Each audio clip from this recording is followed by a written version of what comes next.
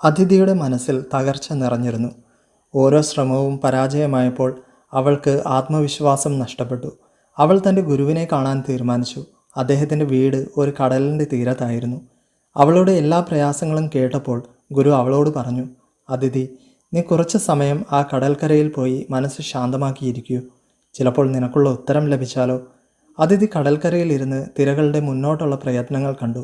അതിനൊപ്പം തിരകൾ പിന്മടങ്ങുന്നുവെന്നും അവൾ കണ്ടു. അവൾക്ക് മനസ്സിലായി, തിരകൾ തോൽക്കുന്നില്ല. വീഴ്ചയെ ഒരവസരമായി കണ്ട് വീണ്ടും മുന്നേറണം.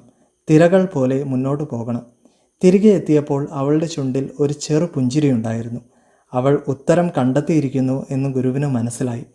അവളുടെ മനസ്സിൽ വിശ്വാസം വീണ്ടും കൈവന്നു. വിജയവും പരാജയവും ജീവിതത്തിൻ്റെ ഭാഗമാണ്. എത്രയൊക്കെ പിന്നോട്ട് തള്ളപ്പെട്ടാലും അതിൽ വിജയം മുന്നോട്ട് പോകുന്നവർക്കാണ്.